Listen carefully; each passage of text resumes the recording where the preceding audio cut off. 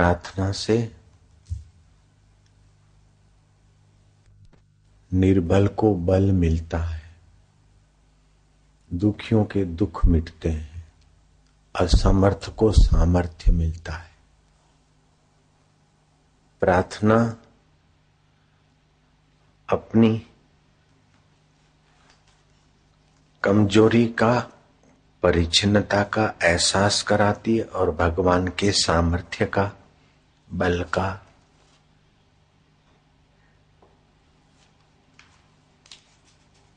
स्वीकार कराती है। तभी प्रार्थना सच्चाई से निकलती है।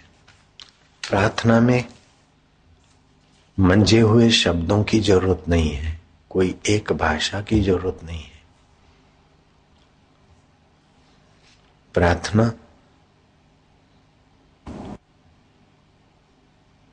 अनेक में जो एक छुपा है और अनेकों को जिस एक का सामर्थ्य सहज स्वाभाविक प्राप्त है, उस एक परमेश्वर की प्रार्थना है। फिर चाहे किसी जाति का हो, किसी मजहब का हो। लोग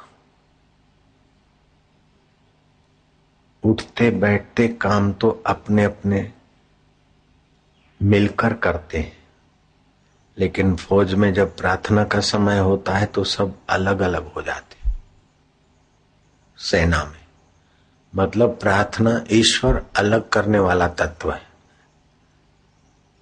ईश्वर कोई अलग करने वाला तत्व नहीं है, सभी अलगावों में एक ईश्वर है। तो ऐसी प्रार्थना कर सकते हैं कि भगवान तुम सब में एक हो, अल्लाह तुम सब में एक हो, गॉड तुम सब में एक हो। तुम करुणा की मूर्ति हो। कोई गॉड कह दे, कोई अल्लाह कह दे, कोई भगवान कह दे, तुम करुणा की मूर्ति हो। और तुम्हारी सत्ता सबके हृदय में है और तुम सबके हितैषी हो, सब सर्वसमर्थ हो। तुम प्रेम स्वरूप हो, तुम करुणा स्वरूप हो और तुम आनंद स्वरूप हो, मुक्त स्वरूप हो। नाम हमने रख दिए अल्लाह, गॉड, भगवान, लेकिन तुम तो वही हो। इस प्रकार की प्रार्थना सामूहिक की जा सकती। सामूहिक प्रार्थना में सामूहिक बल होता है। आप जो चाहते हैं वही आपको देने की भी आदत होनी चाहिए। आप चाहते हैं सुख, आप चाहते हैं क्षमा, तो अपने में क्षमा का गुण विकसित हो, अपने में सुख बांटने का गुण विकसित हो। आप चाहते हैं प्रभु की करुणा, तो आपके के हाथ नीचे हैं, उनसे करुणा भरा व्यवहार करो, ताकि प्रभु की करुणा, प्रभु का प्रेम, प्रभु का सामर्थ्य तुम्हारे द्वारा निखरेगा। बेईमान आदमी भी अपना मुनीम, नौकर, ईमानदार चाहता है।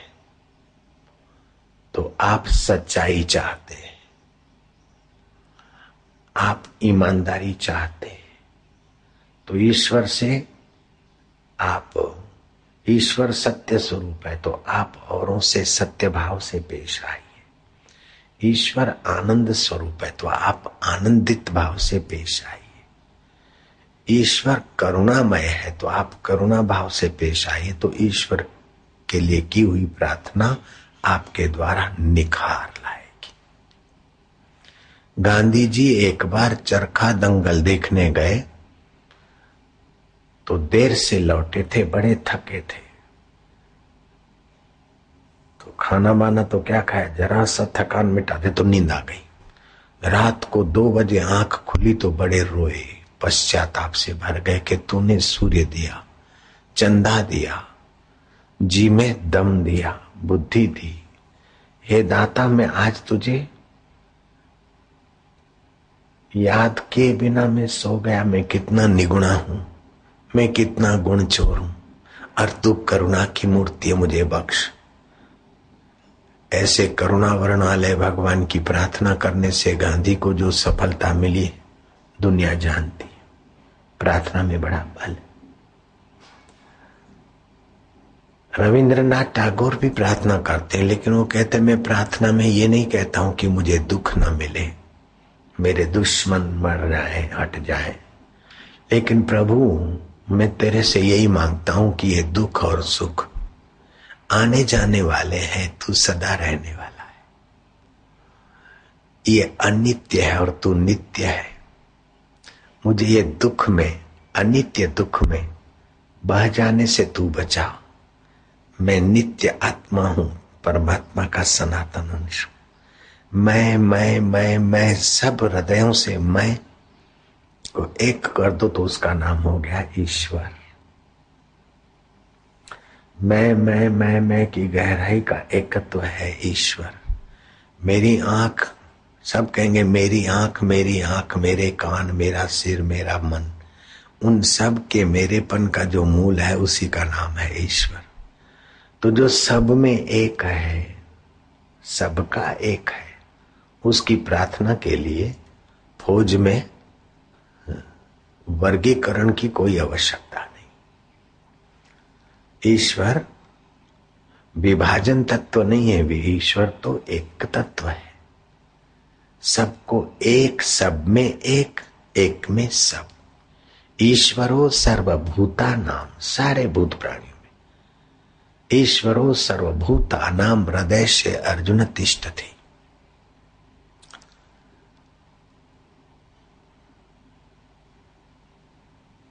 ईश्वर सबके हृदय में वह एक है।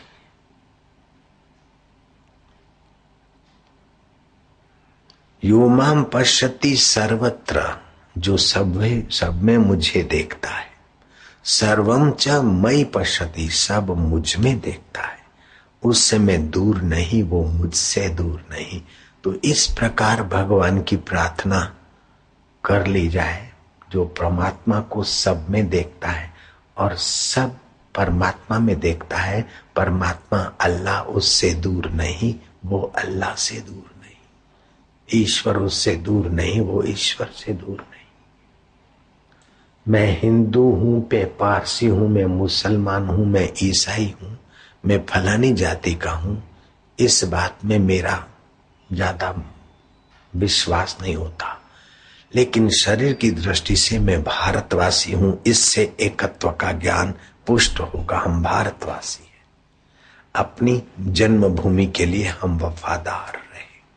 आपस में कलह, बम ब्लास्टिंग या किसी कौम को नाश करके, मार करके, नीचा दिखाकर हम सुखी और सफल हो जाएंगे, इस बात को मैं बेवकूफी समझता हूं। Every action create in reaction. आप दूसरे को दबाकर, मिटाकर सुखी हो जाएं तो दूसरे के मन में भी वही भाव आएंगे, वही कर्म होंगे। दूसरे सुखी हों, इस भाव से विनोबा भावे भूदान यज्ञ के लिए पृथ्वी मांगने निकल पड़े और 40-40 लाख एकड़ पृथ्वी उनको मिली।